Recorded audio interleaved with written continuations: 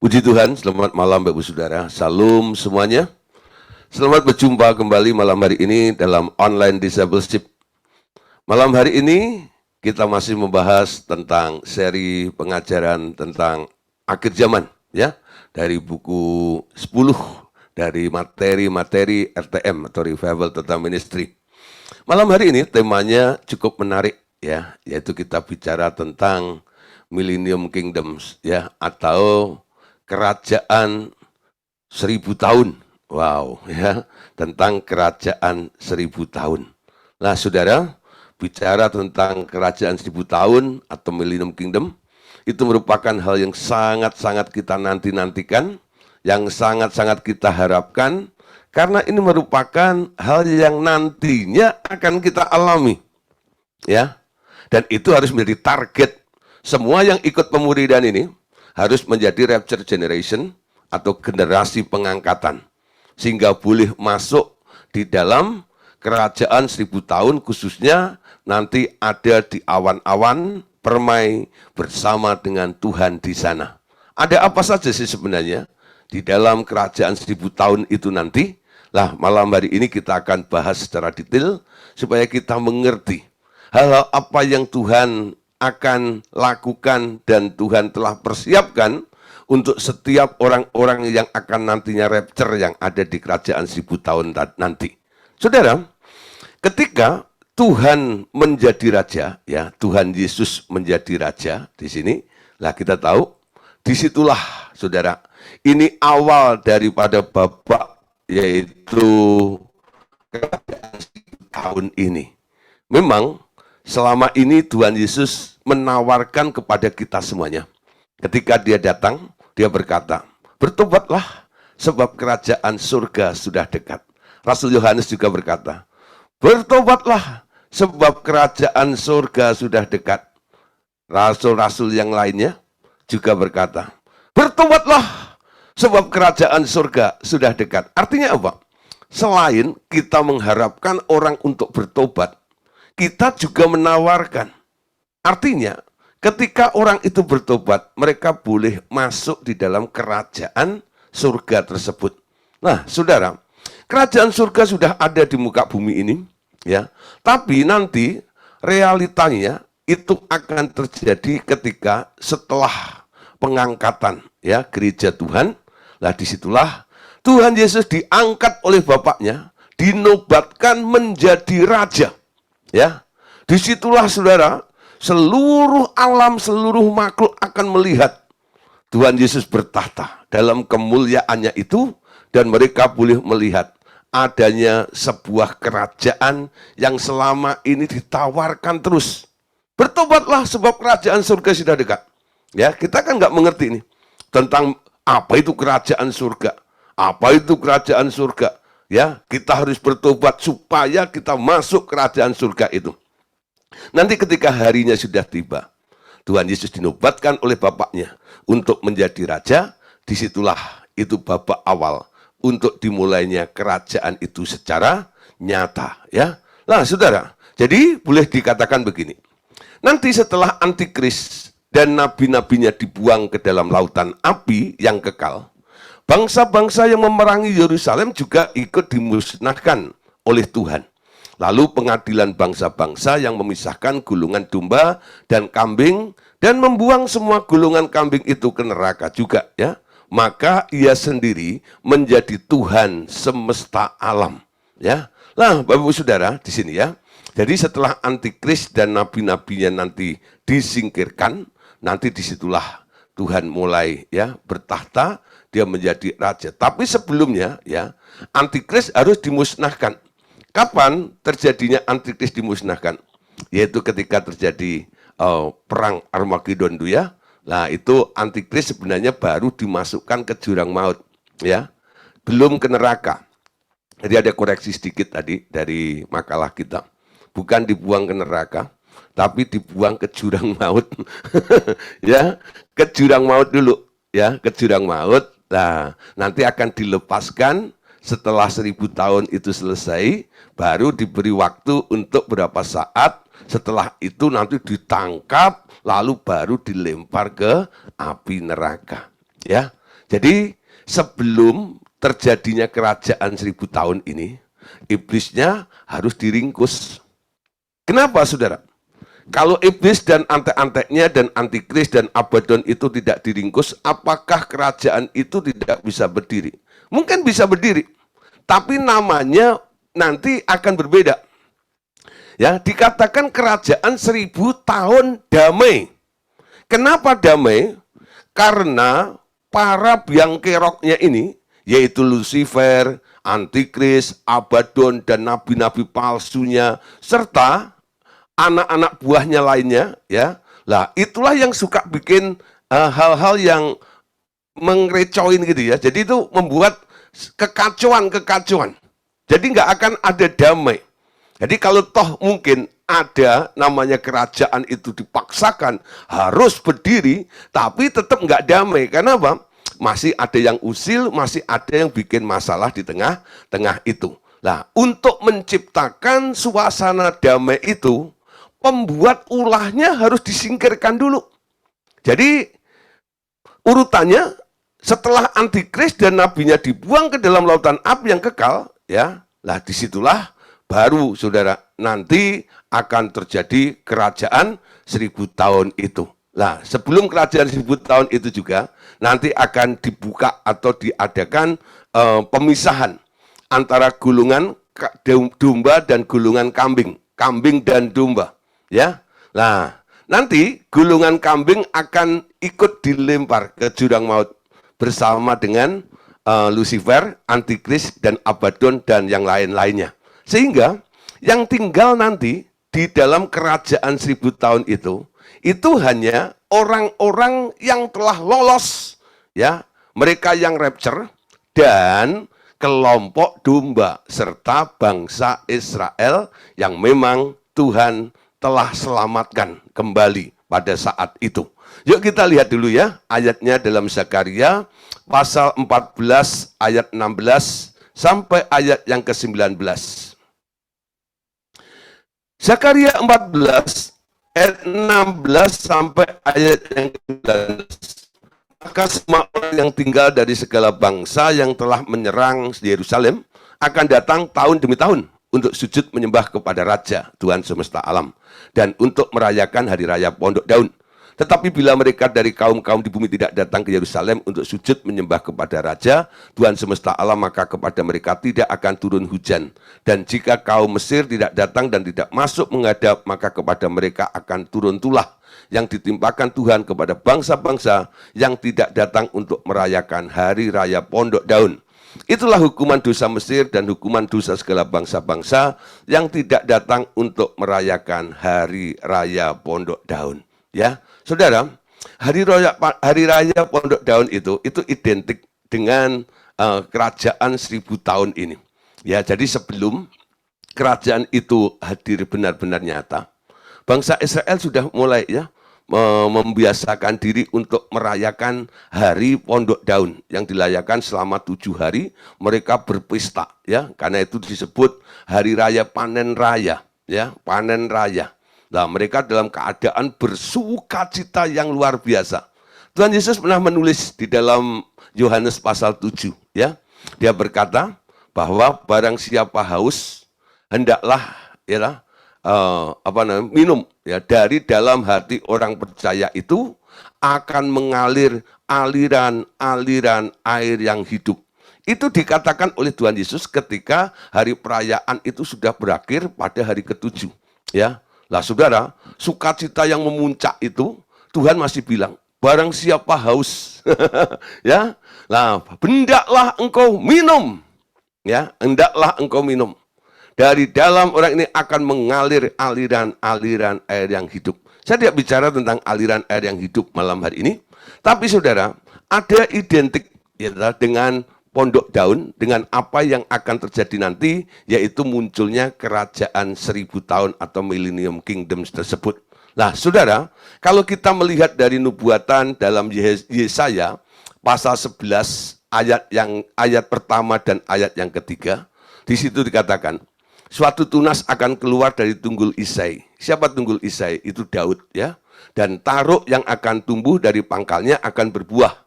roh Tuhan akan ada padanya, roh hikmat dan pengertian, roh nasihat dan keperkasaan, roh pengenalan dan takut akan Tuhan. Ya, kesenangannya ialah takut akan Tuhan. Ia tidak akan menghakimi dengan sekilas pandang, menghakimi dengan sekilas pandang saja, atau menjatuhkan keputusan menurut kata orang. Ya, ini munculnya yaitu Ratu Adil, kalau orang Jawa itu ya bilang itu Ratu Adil. Itu akan muncul di sini ya. Dia tidak akan menghakimi dengan sekilas pandang saja atau menjatuhkan keputusan menurut kata orang itu. Siapa itu sebenarnya? Yaitu suatu tunas yang keluar dari tunggul Isai, ya, dari keturunan Isai, terus Daud. Lah dari keturunan Daud itulah akhirnya lahirlah Tuhan Yesus, ya. Ayat 4 dan ayat 5. Tetapi ia akan menghakimi orang-orang lemah dengan keadilan dan akan menjatuhkan keputusan terhadap orang-orang yang tertindas di negeri dengan kejujuran. Ia akan menghajar bumi dengan perkataannya seperti dengan tongkat dan dengan napas mulutnya. Ia akan membunuh orang fasik. Ia dari dan kesetiaan seperti ikat pinggang tetap terikat pada pinggangnya. Nah, saudara, ini yang akan terjadi ya, bagaimana Tuhan Yesus muncul sebagai hakim yang adil ya. Nah, Ratu Adil itu istilah bahasa Jawanya, atau hakim yang adil ya, dalam ketika dia dinobatkan menjadi raja itu. Nah, saudara, jadi keadaannya begini, ketika kerajaan 1000 tahun itu telah dibuka ya, karena tidak ada lagi roh-roh jahat di muka bumi, iblisnya sudah diringkus ya, maupun di udara. Iblis itu kan penguasa di udara ya. Jadi di udara diringkus, yang di bumi diringkus, yang di kolong-kolong jembatan juga diringkus ya, jembatan Ancol pun diringkus. Nah, maka tak ada orang yang berbuat jahat. Hanya orang-orang yang lalai, mereka lalai melakukan perintah Tuhan, masih ada juga. Mereka itu nanti akan disebut sebagai orang fasik saja. Ya, nanti akan saya lihat ayatnya ya. Nah, bangsa-bangsa ini masih ada di muka bumi karena mereka agama kecuali golongan kambing yang membenci dan ikut menganiaya orang Israel dan Kristen bersama sistem antikris yang sudah dimusnahkan itu. Bangsa-bangsa itu masih diberi kesempatan belajar dan mencari pengenalan akan Tuhan di gunungnya yang kudus. Ya, saudara, karena keadaannya damai, nanti akan Anda lihat ya, kalau hari-hari ini banyak terjadi pembunuhan, ya, terjadi penyiksaan, terjadi ketidakadilan dan sebagainya. Nanti Anda ya akan melihat sendiri, menyaksikan sendiri. Dalam kerajaan 1000 tahun itu, gak akan ada lagi orang-orang curang, ya, orang-orang membunuh satu dengan yang lainnya, tidak ada lagi, ya. Bahkan itu bukan hanya terjadi untuk manusia toh, sampai itu mempengaruhi binatang-binatang pun juga. Coba lihat ya, dalam Yesaya pasal 11-nya, ayat 6 sampai ayat yang ke-8. Ini kelanjutan ayat tadi. Nah, di sini keadaannya Anda lihat. Serigala akan tinggal bersama domba, dan macan tutul akan berbaring di samping kambing. Perhatikan saudara ya, kapan ya, domba dan macan tutul berbaring di samping kambing. Kalau hari ini, saudara, itu domba atau kambing itu ya, lah itu dekat macan tutul langsung diciak ya, langsung diterkam, dimakan habis sama si macan tutul itu. Anak lembu dan anak singa akan makan rumput bersama-sama, dan seorang anak kecil akan menggiringnya ya. Nah, saudara, perhatikan apa makanannya singa, saudara. Nah, makanannya singa itu kan daging. Tapi Anda lihat di sini, ya, singa tidak makan daging lagi. Dia bersama dengan lembu, anak singa ini akan makan rumput bersama-sama. Yang menggiring adalah anak kecil, jadi nggak ada bahaya sama sekali. Ayat 7, lembu dan beruang akan sama-sama makan rumput, dan anaknya akan sama-sama berbaring, sedang singa akan makan jerami seperti lembu. Anak yang menyusu akan bermain-main dekat liang ular tedung, dan anak yang cerai susu akan mengulurkan tangannya ke sarang ular beludak. Ya, saudara, kondisinya berubah total, betul? Nggak ada bahaya sedikit pun yang mengancam. Jadi kata damai itu mencakup sampai situasinya, kondisinya seperti itu. Anak-anak kecil main di sarangnya ular tedung itu, itu ularnya nggak gigit itu, ya. Nah, saudara, singa digiring sama anak-anak kecil, ya toh. Nanti Anda lihat pemandangan seperti itu kan, Anda seneng banget, ya toh. Mungkin cucu Anda atau cicit Anda. Tahu-tahu dia main sama singa gitu ya, guling-guling sama singa gitu. Kalau sekarang coba, saudara, ya toh, singanya baru ada di 2 kilometer aja, Anda sudah gendong anak Anda ya, bawa kabur, betul nggak loh? Nah, nanti di kerajaan 1000 tahun tidak seperti itu. Kondisinya sangat-sangat berbeda. Kenapa? Karena Anda ada dalam suasana damai yang luar biasa. Ya, damai, tidak ada niat jahat, tidak ada kejahatan. Ya, nah, saudara, itulah yang terjadi. Lanjut, ayat 9 dan ayat 10-nya. Dalam Yesaya 11 ayat 9 dan 10 ya. Tidak ada yang akan berbuat jahat, perhatikan. Atau yang berlaku busuk di seluruh gunungku yang kudus. Sebab bumi penuh dengan pengenalan akan Tuhan, seperti air laut yang menutup dasarnya. Maka pada waktu itu, Taruk dari pangkal Isai akan berdiri sebagai panji-panji bagi bangsa-bangsa. Dia akan dicari oleh suku-suku bangsa dan tempat kediamannya akan menjadi mulia, ya. Nah, saudara, selain mereka hidup rukun, ternyata ya, tidak ada yang berbuat jahat atau berlaku busuk di seluruh gunung ini, ya. Itu benar-benar situasinya, saudara. Kenapa orang jadi jahat? Kenapa orang menipu? Kenapa orang korupsi? Kenapa orang membunuh satu dengan yang lain? Kadang-kadang kita akan keterlaluan, ya. Kita harus belajar seperti Tuhan Yesus. Ketika Tuhan Yesus ini ketemu dengan perempuan yang ketangkap basah itu, Tuhan Yesus benci dengan dosa perzinahan, ya. Tapi dia tidak benci dengan orangnya, bukan? Nah, artinya apa? Orang ini melakukan kejahatan karena ada roh yang mendorong, ada roh yang menguasai, sehingga dia jadi jahat. Amin. Jadi Tuhan Yesus nggak mengusir orangnya, tapi yang diusir adalah roh yang menyebabkan orang ini jadi berzina. Nah, sekarang kalau kita melayani pelepasan contoh ya. Jadi kalau ada orang mungkin ya dalam kasus perzinahan seperti itu, lalu mungkin suaminya atau istrinya membawa suami atau istrinya yang berzina itu kepada Anda untuk didoakan. Apa yang Anda doain? Ya, Anda tumpang tangan, Anda usir roh perzinahannya, ya, atau roh-roh yang mendorong orang itu untuk melakukan perzinahan. Nah, itu biasanya roh-roh orang mati, ya. Tapi ada juga sifat roh perzinahan yang ditempelkan oleh si iblis sehingga orang itu selalu berpikir tentang porno, ya toh. Jadi didorong untuk lihat-lihat ini dan itu, akhirnya terangsang dan pengen melakukannya.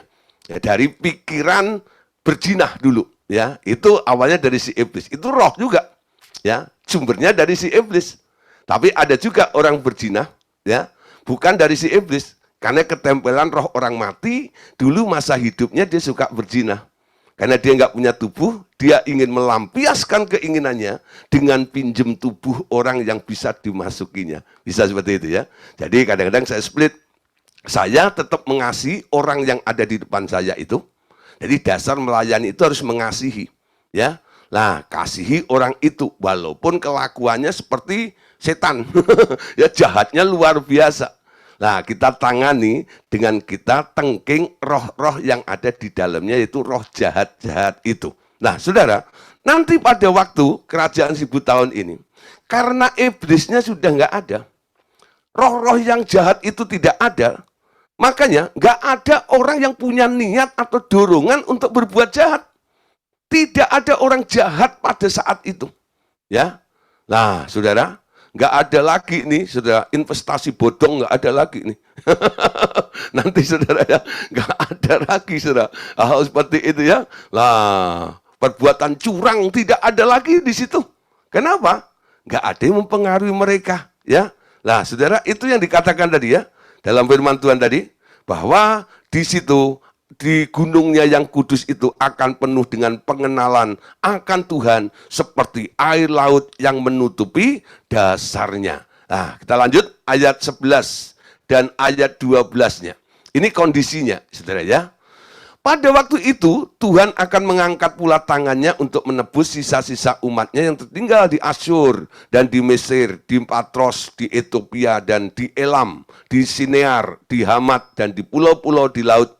Ia akan menaikkan suatu panji-panji bagi bangsa-bangsa, akan mengumpulkan orang-orang Israel yang terbuang, dan akan menghimpun orang-orang Yehuda yang terserak dari keempat penjuru bumi. Ya, nah terus 13-14. Kecemburuan Efraim akan berlalu dan menyesakkan Yehuda akan lenyap. Efraim tidak akan cemburu lagi kepada Yehuda dan Yehuda tidak akan menyesakkan Efraim lagi. Tetapi mereka akan terbang ke barat ke atas lereng gunung Filistin bersama-sama mereka akan menjarai Bani Timur. Mereka akan merampas Edom dan Moab dan orang Amon akan patuh kepada mereka. Ya. Nah, saudara, ini cerita tentang kondisinya. Bagaimana situasinya begitu damai luar biasa. Ya, ada pemulihan, ada restorasi, ada kasih yang besar terjadi di dalam kerajaan itu. Nah, saudara, malam hari ini kita akan melihat lagi ya. Di dalam kerajaan ya 1000 tahun ini ya, dalam kerajaan 1000 tahun itu, kalau kita perhatikan di dalam kitab Yesaya pasal 65 khususnya, di situ terdapat ucapan tentang langit baru dan bumi baru. Tetapi itu adalah hal yang akan terjadi setelah ia menciptakan Yerusalem yang penuh kegirangan dan sorak-sorai pada masa kerajaan 1000 tahun lebih dahulu. Nah, di sini kita bisa melihat ya, artinya langit baru dan kerajaan 1000 tahun itu adalah hal yang berbeda, ya. Jadi kerajaan 1000 tahun itu masih ada di langit yang lama dan bumi yang lama. Sebelum Tuhan meringkus ya, langit lama bumi lama ini dan diganti dengan langit yang baru. Nah, disinilah Tuhan menciptakan Yerusalem penuh dengan kegirangan dan sorak-sorai di masa kerajaan 1000 tahun itu lebih dahulu. Kita lihat ayatnya dalam Yesaya 65 ayat yang ke-17. Nanti Anda boleh baca seluruhnya, tapi malam hari ini kita baca saja ayat yang ke-17. Yuk kita baca sama-sama. Yesaya 65 ayat 17. Sebab sesungguhnya aku menciptakan langit yang baru dan bumi yang baru. Hal-hal yang dahulu tidak akan diingat lagi dan tidak akan timbul di dalam hati. Lanjut ayat 18 dan 19. Tetapi bergiranglah dan bersorak-sorak untuk selama-lamanya atas apa yang kuciptakan. Sebab sesungguhnya aku menciptakan Yerusalem penuh sorak-sorak dan penduduknya penuh kegirangan. Aku akan bersorak-sorak karena Yerusalem dan bergirang karena umatku di dalamnya, tidak akan kedengaran lagi bunyi tangisan dan bunyi erang pun tidak. Ya, ayat 20. Di situ tidak akan ada lagi bayi yang hanya hidup beberapa hari atau orang tua yang tidak mencapai umur suntuk. Sebab siapa yang mati pada umur 100 tahun, ia masih akan dianggap muda.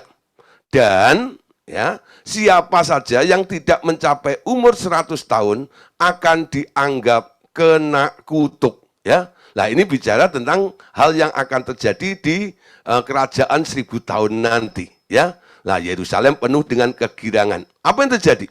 Ya, dalam kerajaan 1000 tahun ini tidak ada lagi ada bayi yang hanya hidup beberapa hari atau orang tua yang tidak mencapai umur suntuk. Ya, nah umur mereka itu seperti pohon, ya. Nah kalau ada yang mati 100 tahun itu dikatakan dia dianggap kena kutuk, ya. Tapi bukan kena kutuk sebenarnya, dianggap kena kutuk, ya. Nah kenapa? Dipotong, ya. Jadi kena diskon umurnya. Ingat ketika manusia jatuh dalam dosa, enggak ya?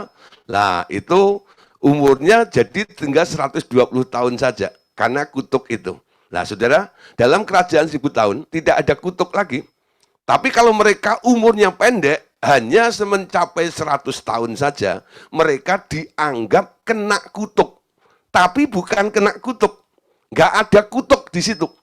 Dalam kerajaan 1000 tahun yang ada hanya blessing, hanya berkat. Kenapa? Ini adalah kegirangan yang luar biasa yang terjadi di dalam kerajaan 1000 tahun itu. Ya, terus saudara, apa juga yang terjadi di dalam kerajaan 1000 tahun? Yesaya 65 ayat 21 ya. Sorry, di sini ya. Dalam kerajaan 1000 tahun ya, masih ada orang yang mati, saudara. Walaupun umurnya panjang sekali, seperti masa sebelum banjir Nuh. Masa itu masih ada yang kena kutuk juga ya. Nah, Yesaya 65 ayat 21 sampai 22. Mereka akan mendirikan rumah-rumah dan mendiaminya juga. Mereka akan menanam buahnya juga. Mereka tidak akan mendirikan sesuatu supaya orang lain mendiaminya. Dan mereka tidak akan menanam sesuatu supaya orang lain memakan buahnya. Sebab umur umatku akan sepanjang umur pohon. Dan orang-orang pilihanku akan menikmati pekerjaan tangan mereka. Terus, mereka tidak akan bersusah-susah dengan percuma. Dan tidak akan melahirkan anak yang akan mati mendadak. Sebab mereka itu keturunan orang-orang yang diberkati Tuhan. Dan anak cucu mereka ada berserta mereka. Maka sebelum mereka memanggil, aku sudah menjawabnya. Ketika mereka sedang berbicara, aku sudah mendengarkannya. 25. Serigala dan anak domba akan bersama-sama makan rumput, singa akan makan jerami, seperti lembu dan ular akan hidup dari debu. Tidak ada yang akan berbuat jahat atau yang berlaku busuk di segenap gunungku yang kudus, firman Tuhan. Ya, saudara, situasinya bagus sekali ya, indah sekali. Saya percaya kalau Bapak Saudara kalau tidak pengen masuk ke tempat ini keterlaluan banget. Ya, dengar ceritanya aja kita, aduh gitu ya. Apalagi kalau Bapak Ibu Saudara ada di tempat itu. Mengalami saat itu. Tidak ikut terbuang bersama dengan antikris dan anak buahnya. Nah, kita orang-orang yang berbahagia ya. Bisa menikmati apa yang seperti ditulis dalam nubuatan dalam Yesaya tadi itu. Nah, saudara, kerajaan 1000 tahun di mana Tuhan Yesus memerintah sebagai raja. Nah, pemerintahan Tuhan Yesus itu bukan pemerintahan secara fisik, ya, tetapi pemerintahan yang dilakukannya di alam roh. Jadi kerajaan itu, dengar, jadi kerajaan itu sebenarnya kerajaan yang dibangun di alam roh, betul ya. Tapi mempengaruhi, termasuk mencakup bumi juga, ya, bumi juga nanti. Nah, saudara, kita perhatikan di sini ya, ada namanya pemerintahan di alam roh. Nah, malam hari ini kita akan belajar sedikit tentang pemerintahan di alam roh, atau disebut invisible government, ya, yaitu pemerintahan yang tak kelihatan, ya. Kenapa pemerintahan yang dilakukan oleh Yesus itu dilakukannya di alam roh, atau disebut sebagai invisible government, atau pemerintahan yang tak kelihatan? Ceritanya begini. Ketika iblis dan semua anak buahnya itu dibelenggu di dalam alam maut, terjadi kekosongan di udara. Pemerintahan di alam roh itu digulung bersih sehingga terjadi vakum, ya, terjadi vakum. Mereka yang selama hidupnya melayani Tuhan dengan benar akan menggantikan mereka dalam pemerintahan di udara itu. Kepada masing-masing diberikan kekuasaan atas kota-kota di atas bumi sebagai bagian dari invisible government atau pemerintahan yang tak kelihatan itu, ya. Nah, saudara, jadi kita tahu bahwa selama ini, saat ini, iblis itu kan disebut penguasa-penguasa di udara. Kerajaannya di udara, ya. Nah, kalau Anda mungkin mendengar ya mitos tentang Nyi Roro Kidul gitu ya, yang punya kerajaan di dalam laut gitu. Wah, itu kaya banget ya, punya kerajaan di dalam laut gitu ya. Wah, saudara, atau Nyi Blorong punya kerajaan juga, kerajaan. Nah, saudara, sebenarnya itu hanya seperti kekuasaan secara teritorial saja. Tapi sebenarnya kekuasaan yang sejati adalah dipegang oleh Lucifer, ya. Dipegang oleh Lucifer hari ini. Lucifer memerintahnya di mana? Lucifer memerintahnya di udara. Alkitab mengatakan, dia adalah penguasa di udara. Dalam peperangan rohani, kalau Anda membaca Efesus pasal 6, musuh kita ini bukan darah dan daging, ya, tapi penguasa-penguasa, pemerintah-pemerintah yang ada di udara, ya. Nah, saudara, kita nangkep sekarang bahwa iblis punya kerajaan di udara. Nanti ketika iblis itu, Lucifer dan antek-anteknya ini semua diringkus semuanya, ya, kerajaan iblis itu kosong, saudara. Jadi vakum, nggak ada penghuninya. Nah, di situ Tuhan Yesus nggak repot-repot, saudara. Ya, jadi pakai aja lokasi itu, dipakai oleh Tuhan Yesus untuk apa? Untuk melakukan pemerintahan di situ, ya. Nah, disitulah. Jadi kerajaannya ada di udara, itu seperti apa yang dibangun oleh iblis hari ini, ya. Nah, iblisnya sudah nggak ada, jadi udah kosong di situ ini. Nah, saudara, orang-orang yang diangkat nanti, mereka akan mendapatkan mahkota, bukan? Nah, ikut memerintah bersama dengan Tuhan Yesus. Di mana mereka memerintah? Ya, di sini ini, di alam roh. Ketika Tuhan Yesus memerintah di udara itu, nah disitulah orang-orang yang memenuhi syarat karena punya reward, ya, dan pantas diberikan untuk memerintah bersama dengan Tuhan Yesus. Tuhan Yesus berkata, engkau pantas memerintah atas 2 kota. Engkau pantas memerintah atas 5 kota. Engkau pantas memerintah atas 10 kota. Engkau pantas memerintah atas 20, 30, 40, 50, atau 100 kota. Ya, tergantung saudara. Kapasitasnya Tuhan melihat. Ya, ini pantas ini untuk 2 kota, 3 kota, dan sebagainya. Nah, sekarang kalau kita coba melihat ya, tingkatan-tingkatan pemerintahan seperti yang ada di Indonesia gitu ya. Ada RT, ada RW gitu ya, ada lurah ya, ada camat, ada bupati ya, tingkat kabupaten, ada gubernur gitu ya. Nah, lalu puncak yang tertinggi adalah presiden, seperti itu ya. Nah, presidennya kita anggap aja Tuhan Yesus sebagai rajanya. Nah, di bawahnya itu kan ada gubernurnya, betul?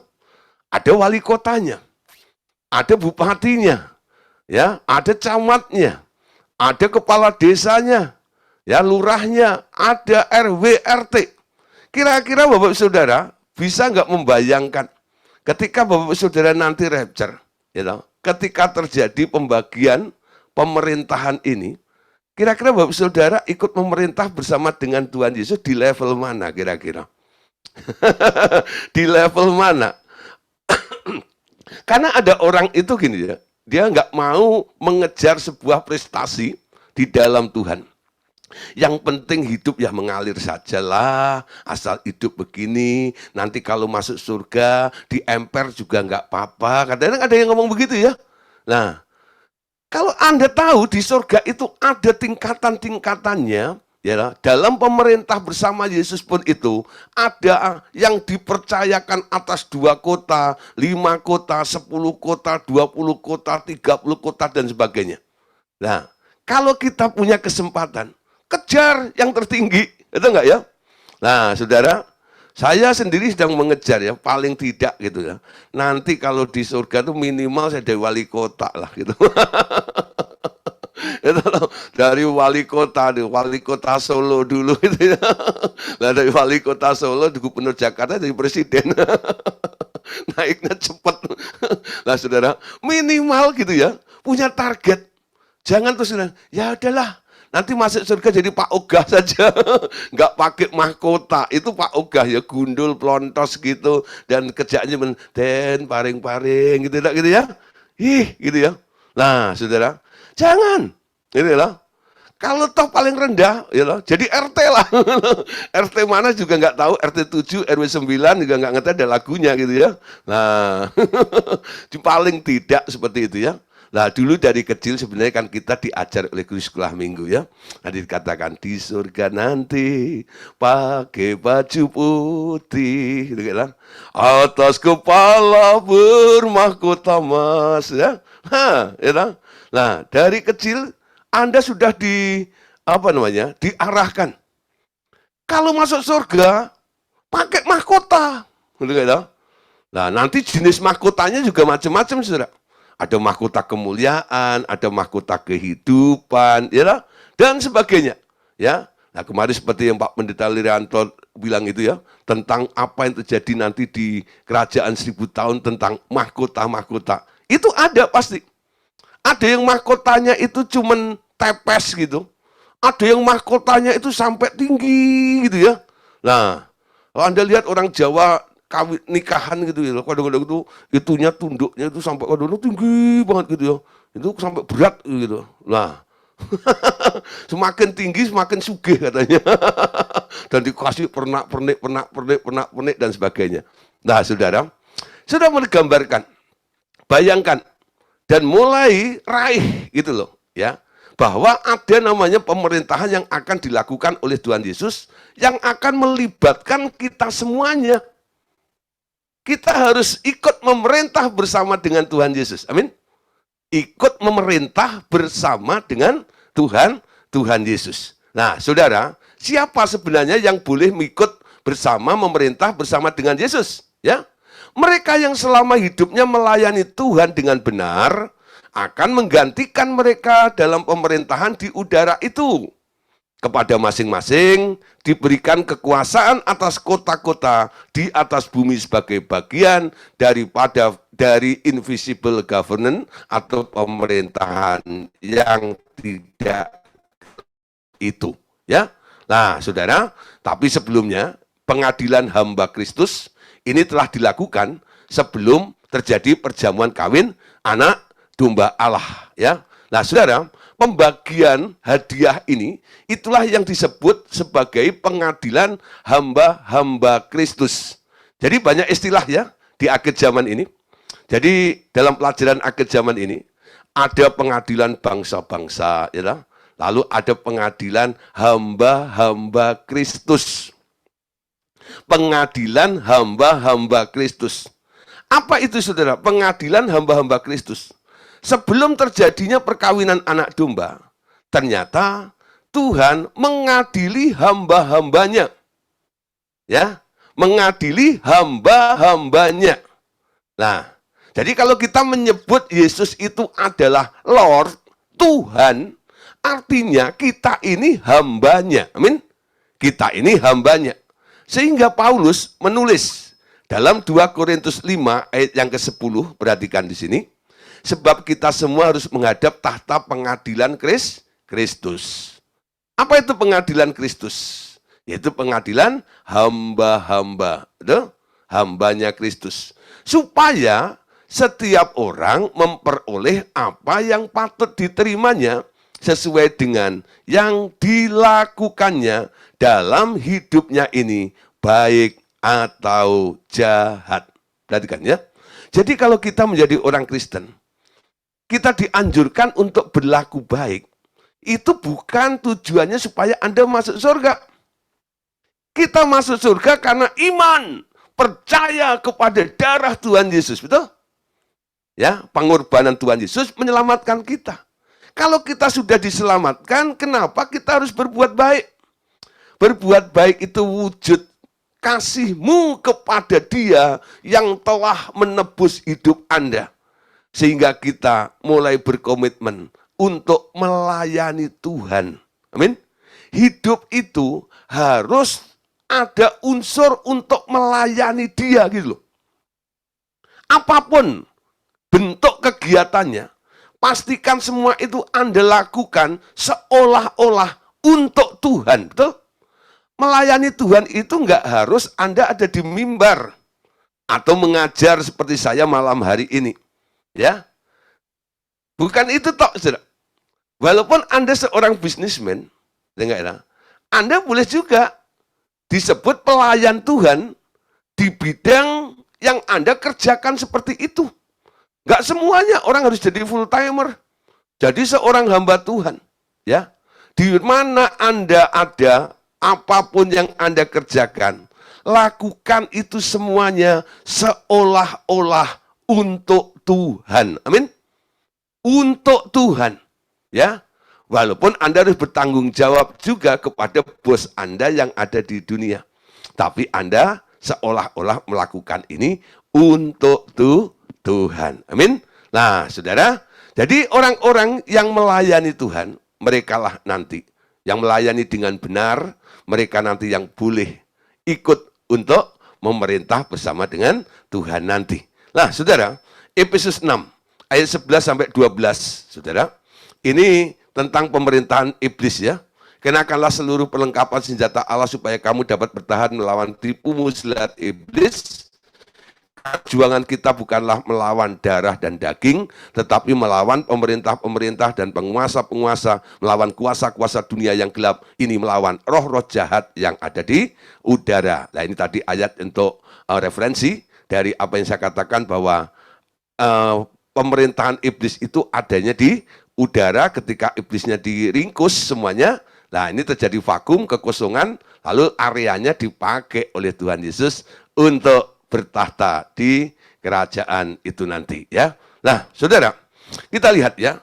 Jadi tentang kerajaan surga, Tuhan Yesus menggambarkan dalam Lukas pasal 19 ayat 12 sampai 15. Tuhan Yesus berkata begini. Lalu ia berkata, ada seorang bangsawan berangkat ke sebuah negeri yang jauh untuk dinobatkan menjadi raja di situ, dan setelah itu baru kembali. Saudara, walaupun ini yang ngomong Tuhan Yesus, sebenarnya Tuhan Yesus itu sedang bicara tentang dirinya sendiri ya. Bahwa dia diutus oleh Bapaknya ya ke bumi ini, lalu dia pergi. Kapan dia pergi? Nah, pada waktu dia sudah menyelesaikan 3,5 tahun, 33,5 tahun menjadi manusia di bumi ini, lalu dia naik ke surga, betul? Dia naik ke surga. Tapi Tuhan berjanji, ya, jangan takut. Nanti aku akan kembali lagi. Aku akan kembali lagi. Tentang second coming, tentang kembalinya Tuhan nanti, kita percaya. Betul? Kita percaya bahwa dia akan kembali. Tapi banyak orang nggak memperhatikan. Ketika dia kembali, kita hanya berpikir kadang-kadang kita diangkat supaya nggak ketemu antikris, betul? Ya, nah kita hanya berpikir seperti itu.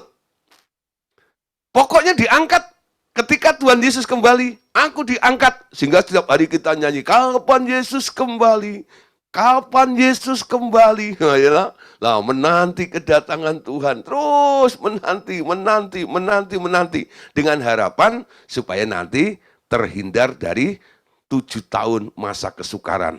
Yaitu masa antikris dan si Abaddon itu. Tapi saudara, Anda perhatikan.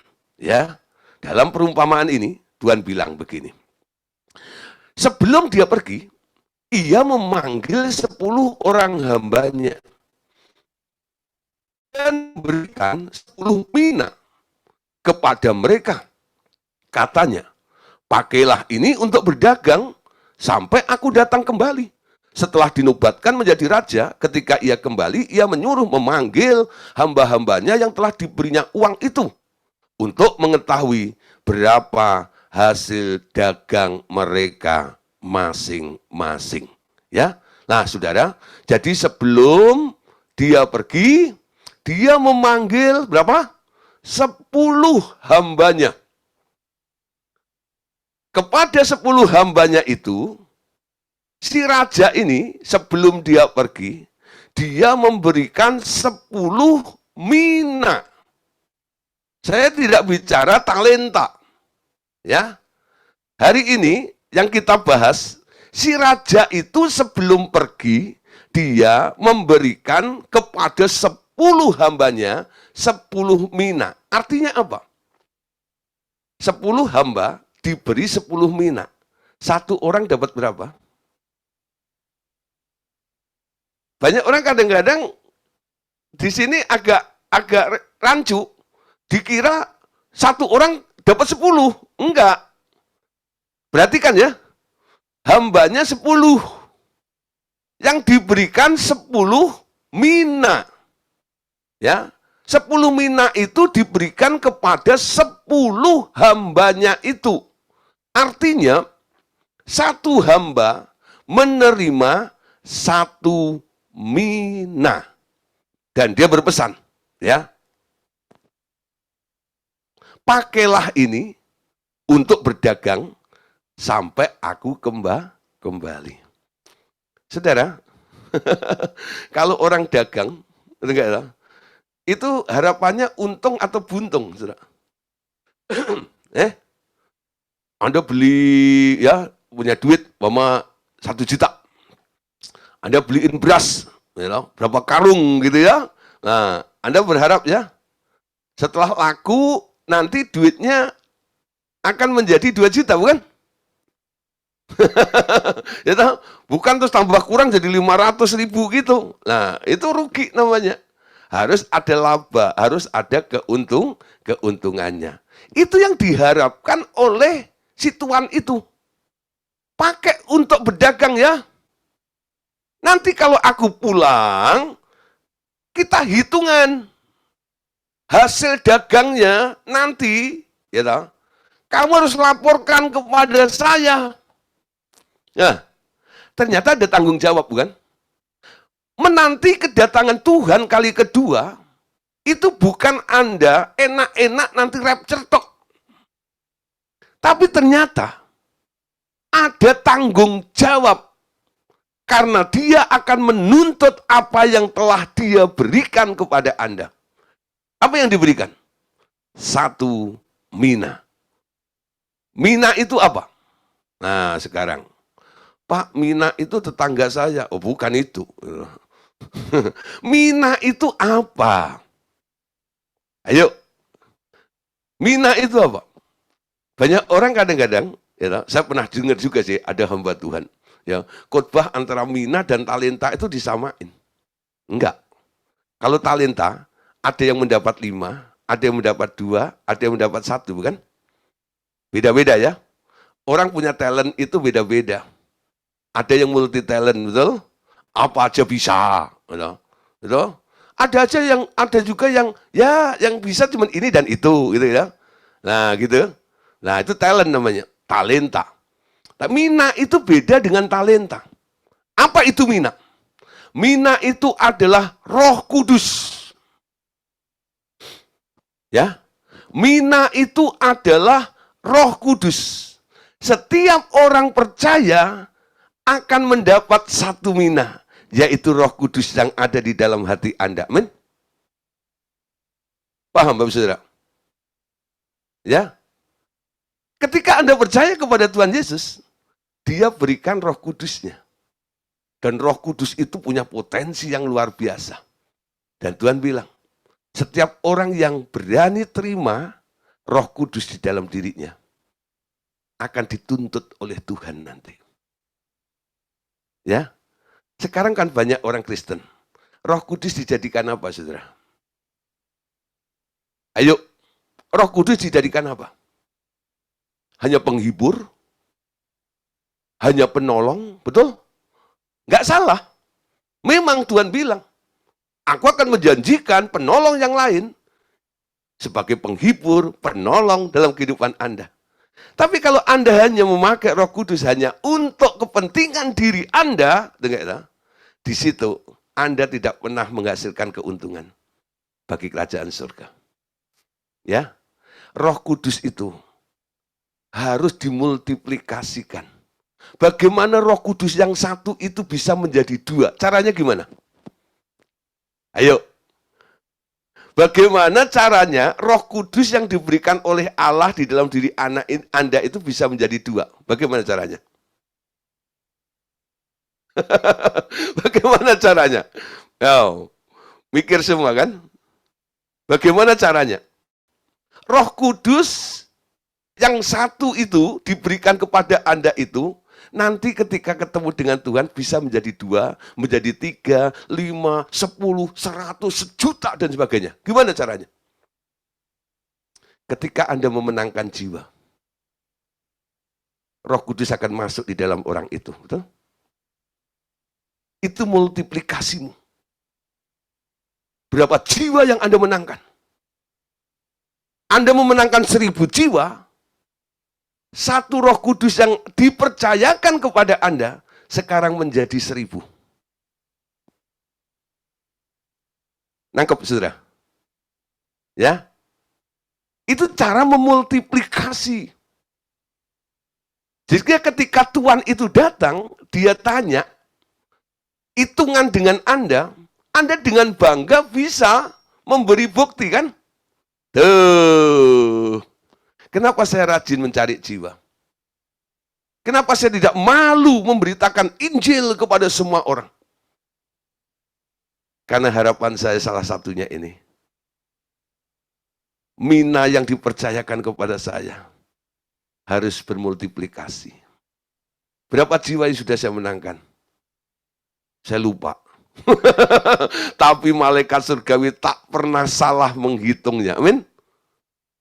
Tapi kalau boleh dibilang, ya 100 lebih jiwa yang saya menangkan. Ya, 100 orang lebih yang telah saya menangkan. Betul-betul itu dari orang yang gak kenal Tuhan, saya bimbing akhirnya percaya kepada Tuhan. Bukan orang Kristen dipindahkan ke gereja lain gitu, enggak. Ya. Jadi kalau ada gereja anggotanya jutaan gitu ya, hasil dari mindahin dari gereja lain dan sebagainya, lalu diklaim ini minanya multiplikasi mina dia. Ya enggak, betul enggak itu? Pemenang jiwa. Ada mahkota bagi pemenang jiwa, betul? Mahkota kemuliaan. Nah, saudara, boleh belajar menjadi pemenang-pemenang jiwa untuk memultiplikasi mina yang dipercayakan kepada Anda. Amin. Ya kita lanjut ya, ini asik sekali, ya, menarik banget. Coba lihat ayat 16 dan 17-nya. Ini tadi kan dikatakan di sini ayat 15, setelah dinobatkan menjadi raja ketika dia memanggil hamba-hambanya yang telah dibeli, yang diberinya uang itu atau mina itu ya, untuk mengetahui berapa hasil dagang mereka masing-masing. Ayat 16. Orang yang pertama, nah yang dapat 1 mina, dan berkata, Tuhan, mina Tuhan yang 1 itu telah menghasilkan 10 mina.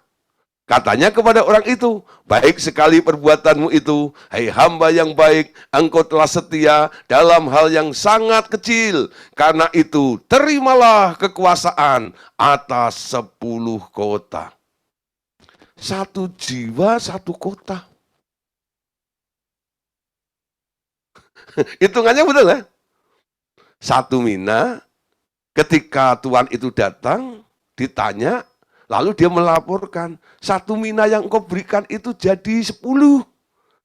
Lalu Tuhannya bilang, ya, baik sekali perbuatanmu itu. Hei hamba yang baik, engkau telah setia dalam perkara yang sangat kecil. 1, betul nggak ya? Kadang-kadang orang kalau dapat 1 tok ini ya, apa sih gitu, meremehkan gitu loh. Walaupun itu kecil, kalau Anda hargai dan Anda setia untuk mengelolanya, itu akan bisa menjadi banyak. Amin. Nah, terus karena itu terimalah kekuasaan atas 10 kota. Nah, lanjut ayat 18 sampai 19-nya. Datanglah yang kedua dan berkata, Tuhan, mina Tuhan telah menghasilkan 5 mina. Katanya kepada orang itu, dan engkau kuasailah 5 kota. Ya. Nah, jadi berarti kan di sini ya. Yang pertama ya dapat 10. Yang kedua dapat 5. Semuanya datang lalu dapatlah rewardnya. Menguasai menurut multiplikasinya itu. Nah, saudara, ternyata nggak semuanya bermultiplikasi. Kalau Anda lihat dalam Matius 25, ya, Di sini katakan, karena setiap orang yang mempunyai kepadanya akan diberi, sehingga ia berkelimpahan. Tetapi yang tidak mempunyai apapun juga yang ada padanya akan diambil daripadanya. Dan campakkanlah hamba yang tidak berguna itu ke dalam kegelapan yang paling gelap. Di sanalah akan terdapat ratap dan kertak gigi. Sudah diangkat, saudara. Tapi menjadi orang yang tak berguna. Orang tak berguna itu kan nggak enak ya. Jadi Anda perhatikan, si Tuan itu menilai hamba yang lainnya itu, dia bilang nih, ini orang nggak berguna. Rapture loh. Ya. Jadi jangan bangga hanya sekedar rapture. Setelah rapture itu ternyata masih ada hitungan lagi, perhitungan lagi, dituntut pertanggungan jawab Anda. Banyak orang kadang-kadang kan getol cari Roh Kudus, bukan? Wow, tak diurapi, tumpang tangan nggak apa-apa, tumpang kaki juga boleh, ya, gitu ya. Ya. Pokoknya kalau udah ada urapan kelemahan, wow cari. Pokoknya tentang Roh Kudus itu antusias sekali, ya. Mereka nggak mengerti. Semakin Anda banyak diberi, banyak dituntut. Ya, banyak diberi, banyak dituntut. Nah, satu aja itu penting. Setia di sini, lalu multiplikasikan. Sehingga Anda menjadi orang yang berguna. Jangan sampai dikecam oleh si Tuan itu sebagai hamba yang tidak berguna. Kalau tidak berguna, nggak dapat mahkota. Nggak ikut memerintah. Malahan dibuang di tempat namanya ratap dan kertak gigi. Saudara, ratap dan kertak gigi itu bukan neraka. Ya, apa itu ratap dan kertak gigi? Ya, tempat dan ratap kertak gigi. Nah, Anda tahu nih gambar gigi. Ya, ini gigi yang kertak gigi itu, gigi atas sama bawah itu menyatu ya, dan orang Korea bilang kerot-kerot. Nah, itu loh ya. Nah, gitu ya. Nah, sekarang pertanyaannya, di manakah tempat ratap dan kertak gigi itu sebenarnya? Ini bukanlah neraka, api yang kekal. Karena di sana tidak ada fasilitas lagi untuk orang menyatakan emosi mereka. Kenapa? Karena di neraka itu jiwanya yang dibakar di sana mengalami disintegrasi. Tak ada sarana untuk menyatakan perasaan roh lagi nanti di neraka itu. Jadi itu bukan neraka. Kalau orang masih bisa meratap seperti ini, itu belum masuk neraka. Ya, beda. Orang kalau udah masuk neraka, itu apinya nggak tahu kekuatannya seberapa, sampai jiwa aja hancur di situ loh. Ya, nah, nggak bisa lagi menyatakan emosi mereka. Ya, nah, tempat kertak gigi ini ternyata adalah bagian dari surga juga, tetapi yang terjauh letaknya dari Tuhan, sehingga mereka diam dalam kegelapan. Walaupun mereka masih dapat memandangi Abraham dan nabi-nabi berpesta makan. Coba saudara ya, kalau Anda mungkin ini ya, datang bersama teman Anda, rame-rame rombongan, lalu Anda nggak boleh masuk, nggak diizinkan masuk. Karena satu kondisi, keadaan, dan bagaimana alasannya, lalu Anda disuruh nunggu di ujung pojok sana gitu ya. Sementara teman Anda masuk ke situ, lalu pesta, makan bersama seperti itu, dan Anda dari jauh melihat teman Anda sedang makan seperti itu. Kira-kira apa perasaan Anda, saudara? Saya yakin Anda ngiler. Aduh, itu ayam enaknya, gitu ya. Aduh, itu kambing guling enaknya, guling-guling sendiri, gitu ya. Nah, apalagi nanti saudara itu kalau ayam rica-rica jadi, lebih enak lagi tuh. Wow, keren tuh. Ya, saudara. Wow.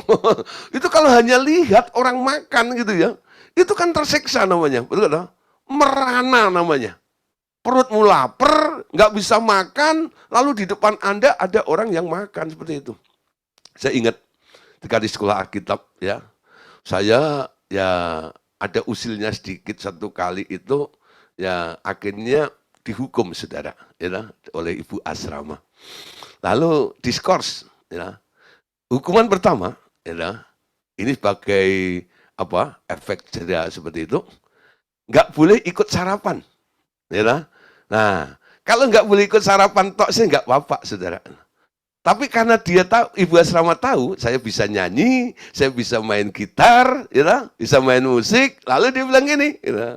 Nah, nanti ketika mereka sarapan, ya, ibu minta kamu ambil gitar, nyanyi sampai mereka selesai makan gitu. Waduh, saudara, benar-benar saudara, itu sambil nyanyi itu ya, bukan sukacita luar biasa, tapi meneteskan air mata.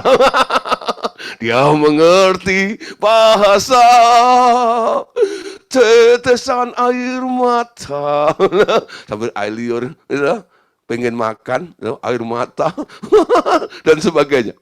Nah, coba saya gambarkan seperti itu ya. Saya ngalami seperti itu aja rasanya nggak enak betul. Ya, jadi orang lagi makan, saya disuruh nyanyi menghibur mereka, saya nggak boleh makan, dihukum, ya, nggak enak. Betul. Nah, ini mirip gambarannya seperti itu. Masuk ke surga, udah rapture gitu ya. Di situ diadakan pesta, lalu dia diusir keluar melihat orang pesta. Sudah. Makanya dia geram. Aduh, kenapa ini? Lalu kerot-kerot tadi itu giginya itu bunyi krek-krek. Nah, itu disebut ratap kertak gigi namanya. Ya, itu namanya ratap kertak gigi. Nah, saudara, Matius pasal 8, ayat 11 sampai 12. Coba perhatikan di sini ya. Matius pasal 8, ayat 11 sampai ayat yang ke-12. Aku berkata kepadamu, banyak orang akan datang dari timur dan barat dan duduk makan bersama-sama di surga. Sedangkan anak-anak kerajaan itu akan dicampakkan ke dalam kegelapan yang paling gelap. Di sanalah akan terdapat ratap dan ketak gigi. Jadi ada yang duduk makan bersama dengan Abraham hanya lihat saja. Itu nggak enak. Karena apa? Karena dia dicampakkan ke dalam ratap ketak gigi. Nah, saudara, kenapa mereka dicampakkan ke ratap ketak gigi ini? Ceritanya bagaimana? Dan kapan itu ya, dilakukannya? Alkitab mencatat. Yuk kita lihat ya. Matius pasal 22. Nah, saudara, Matius 22. Ini ketika pesta itu sudah dimulai. Ya. Ketika raja itu masuk untuk bertemu dengan tamu-tamu itu, ya, ia melihat seorang yang tidak berpakaian pesta. Ia berkata kepadanya, "Hei saudara, bagaimana engkau masuk kemari dengan tidak mengenakan pakaian pesta?" Tetapi orang itu diam saja. Lalu kata raja itu kepada hamba-hambanya, "Ikatlah kaki dan tangannya dan campakkanlah orang itu ke dalam kegelapan yang paling gelap. Di sanalah akan terdapat ratap dan kertak gigi." Ya. Jadi saudara, ketika pesta itu dimulai, pemimpin pesta itu turun. Kasih apa namanya? Sambutan kepada para tamu undangan itu. Ya. Ketika dia sudah berkeliling gini, didapati ada satu yang tidak mengenakan baju pesta. Lalu ditanya, ya, bagaimana engkau masuk kemari dengan tidak mengenakan pakaian pesta itu? Dia nggak bisa jawab. Dia diem saja. Ya, nah, saudara masuk dalam pesta itu, tapi nggak mengenakan pakaian pesta. Baju bicara tentang perbuatan, betul? Perbuatan, ya, perbuatan. Jadi perbuatan Anda itu akan menciptakan baju pesta Anda, sehingga Anda boleh layak duduk makan bersama-sama dengan Tuhan dalam perjamuan kawin anak domba nanti. Ya, nah saudara, Jadi kita harus melatih ya atau mempersiapkan diri sejak dini bahwa ketika sang raja itu datang kembali, dia bukan hanya menjemput kita di awan-awan, tapi dia juga mau meminta pertanggungan jawab kita. Anda layak untuk ikut memerintah bersama dengan Tuhan atau tidak? Ya, Anda akan dibuang ke ratap gigi atau ikut dalam pesta raja itu. Oleh sebab itu, Tuhan Yesus pernah mengingatkan dalam Lukas pasal 13. Jawab Yesus kepada orang-orang itu, berjuanglah untuk masuk melalui pintu yang sempit. Berjuang, ya. Berjuang di sini bukan untuk keselamatanmu, tapi berjuang untuk Anda layak ada di dalam pesta itu untuk mendapatkan apa yang telah disediakan oleh sang raja itu, ya. Yesus katakan, sebab aku berkata kepadamu, banyak orang akan berusaha untuk masuk tetapi tidak akan dapat. Jika tuan rumah telah bangkit dan menutup pintu, kamu akan berdiri di luar mengetuk-ngetuk pintu sambil berkata, Tuhan, bukakanlah pintu bagi kami. Dan ia akan menjawab dan berkata kepadamu, aku tidak tahu dari mana kamu datang. Ya, nah saudara, jangan sampai Anda terlambat. Kesempatan yang diberikan oleh Allah yang boleh Anda kerjakan persiapan di muka bumi ini, lakukan. Nanti kalau tidak, ya, sampai Anda terlambat, Tuhan akan jawab, aku nggak kenal kamu. Ya, tidak kenal. Orang dikenal dari apa? Apa yang Anda lakukan.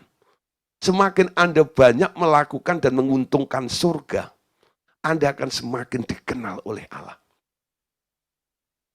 Ya. Semakin Anda banyak melakukan prestasi, menguntungkan kerajaan surga, Anda akan semakin dikenal. Ya, ini penting. Maka berjuanglah untuk masuk ke dalam pintu yang sempit itu. Lukas 13 ayat 26 sampai 28 ya. Lanjut ya. Lalu kamu akan berkata, kami telah makan dan minum di hadapanmu, dan engkau telah mengajar di jalan-jalan kota kami. Tetapi ia akan berkata kepadamu, aku tidak tahu dari mana kamu datang. Nyahlah dari hadapanku, hei kamu sekalian yang melakukan kejahatan. Di sana akan terdapat ratapan dan ketak gigi. Ketika kamu melihat Abraham dan Ishak dan Yakub dan semua nabi di dalam kerajaan Allah, tetapi kamu sendiri dicampakkannya ke luar. Ya. Nah, saudara, boleh disimpulkan di sini gini. Untuk memasuki sistem kerajaan surga atau kerajaan 1000 tahun itu, ternyata diperlukan sebuah penyaringan yang ketat. Ternyata tak semua orang dapat berada di sana semau mereka. Setiap orang harus melalui pengudusan untuk dapat memasuki kelas para penguasa. Nah, jadi ada screeningnya dan sangat ketat, ya. Jadi mereka yang mau memasuki ya, kelas penguasa ini boleh ikut memerintah bersama dengan Tuhan Yesus ini harus melalui screening, namanya pengudusan. Apa itu pengudusan, saudara? Darah Yesus menyucikan kita, betul? Tapi hidupmu supaya layak harus dikuduskan. Kata suci dan kudus itu berbeda. Ya. Kata suci dan kudus itu berbeda. Darah Yesus menyucikan. Sehingga noda-noda dosa itu tidak ada lagi. Karena disucikan dengan darah Yesus. Betul? Tapi tentang kekudusan itu beda. Tuhan bilang, kuduslah kamu karena aku kudus. Kalau Anda membaca Alkitab, lalu Anda cari di kamusnya Alkitab, kata kudus. Kata kudus ini sama dengan artinya khusus. Dikuduskan, dikhususkan. Screeningnya seperti itu. Semakin Anda mengkhususkan dirimu untuk Tuhan, Anda berarti sedang mengerjakan proses screening. Ya, Proses screening Anda. Lolos screening tahap pertama. Lolos lagi screening tahap kedua. Lolos lagi screening tahap ketiga. Lolos lagi screening tahap keempat, 5, 6, 7, 8. Terus saudara, tiap hari Anda mulai belajar. Minta Roh Kudus. Anda nggak usah introspeksi. Roh Kudus akan membongkar semua apa yang unclean di dalam kehidupan Anda, yang membuat Anda tidak kudus. Dan ketika Roh Kudus menyatakannya, Anda rela untuk membuangnya, karena Anda bertekad, aku mau memasuki screening kekudusan ini. Aku mau khususkan hidupku untuk Tuhan. Loh? Seorang imam, hidupnya harus dikuduskan. Dikhususkan untuk Tuhan. Loh? Makanya, saudara, imam suku Lewi itu nggak boleh bekerja, bukan?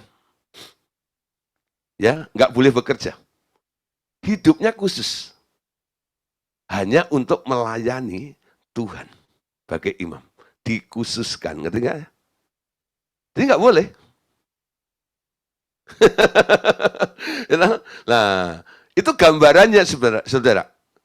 Imam Lewi dikhususkan untuk melayani Tuhan. Sehingga dia nggak boleh menyentuh dunia sekuler. Di situ.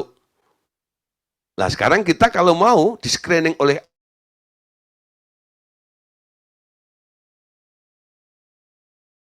Allah, dimulai Anda khususkan untuk Tuhan tuh. Paling tidak saudara, mulai belajar begini loh. Pikiranku aku mau batasi, aku khususkan untuk Tuhan. Aku mau berpikir apa yang Tuhan pikirkan. Perkataanku aku batasi. Aku khususkan, aku mau ngomong seperti apa yang Tuhan mau ucapkan. Telingaku, aku batasi. Supaya aku tidak mendengar tentang sambu terus gitu. Aku mau dengar suara Tuhan. Betul? Tanganku aku batasi. Supaya tangan ini boleh memuliakan Tuhan. Kakiku aku batasi. Nah ini cara menguduskan. Mulai dari anggota tubuh Anda lebih dahulu. Ya. Nah, nanti akan menyentuh di bagian hati Anda. Terus, hatiku juga akan aku kuduskan. Aku tidak mau pengen ini, pengen itu. Cuman pengen satu. Pengen Tuhan saja. Lama-lama seperti itu. Tahap demi tahap, tahap demi tahap, tahap demi tahap, tahap demi tahap, tahap demi tahap. Betul? Jangan lakukan dengan emosi.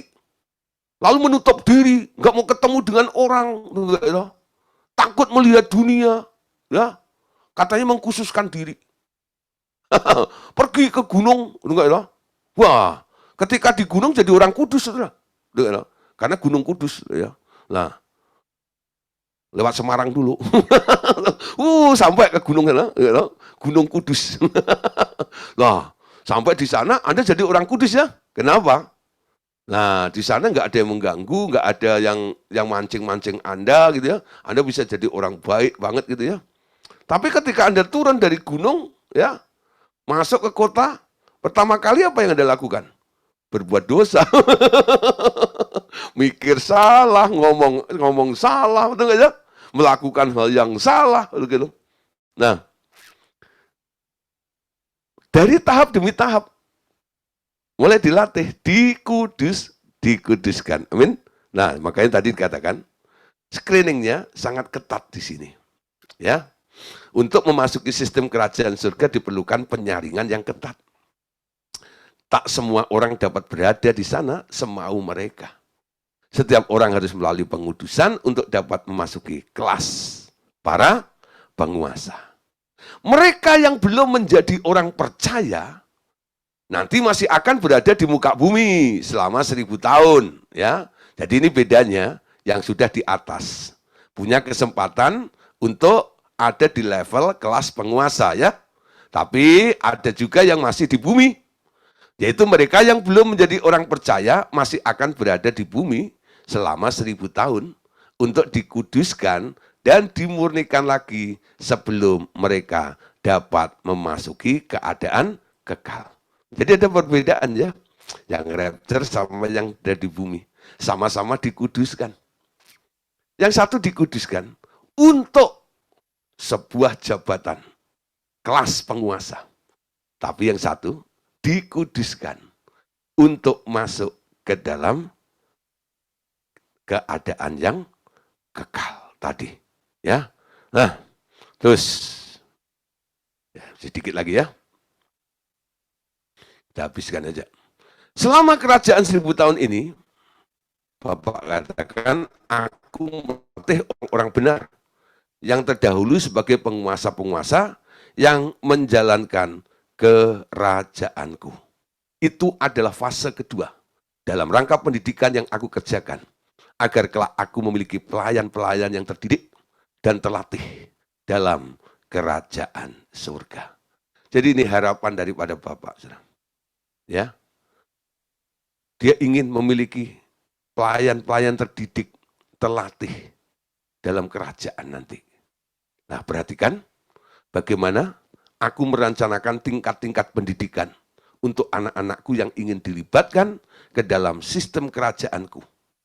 Anakku, aku akan meninggikan setiap orang yang percaya dirinya kepadaku. Aku akan menolong setiap orang yang mau menolong orang lain. Amin.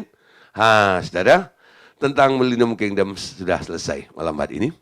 Ya, ternyata menarik, keadaannya luar biasa, damainya luar biasa, ya, aman nyaman di kerajaan itu. Kalau orang nggak pengen ke sana, itu bodohnya luar biasa. Gitu? Nah, ada penawaran seperti itu. Masuk ke tempat itu, oke. Tapi ada juga hal yang lebih lagi yang diperhatikan. Jangan sekedar Anda masuk di kerajaan itu, tapi ada kelas penguasa. Ikut memerintah bersama dengan Yesus. Apakah semua orang rapture nanti ikut memerintah bersama dengan Yesus? Tidak. Hanya orang-orang yang mau menguduskan dirinya, melatih, masuk screening kekudusan itu. Mereka nanti akan bisa memerintah bersama dengan Tuhan nanti. Amin. Oke, Bapak Saudara, puji Tuhan. Malam hari ini kita sudah selesaikan ya. Nah, besok kita akan lanjut tentang pengadilan dan penghakiman. Apa bedanya pengadilan dan penghakiman? Nah, nanti istilah-istilah itu akan kita sertai juga dengan contoh-contoh dan kisahnya dan apa yang akan terjadi di akhir zaman. Siapa yang diadili dan siapa yang akan dihakimi. Saya harap Bapak Saudara masih terus tetap setia. Karena ini sekarang sudah masuk dalam tahap di mana apa yang terjadi orang-orang yang diangkatnya nanti. Ya, kalau kemarin kan kita bicara orang-orang yang ketinggalan, ketemu Abaddon, ketemu Antikris gitu ya. Dan saya selalu pesan, walaupun bukan untuk kita, tapi pastikan Anda tidak terjerumus ke dalam kondisi seperti itu. Amin. Tuhan Yesus berkati kita semuanya. Amin. Yuk kita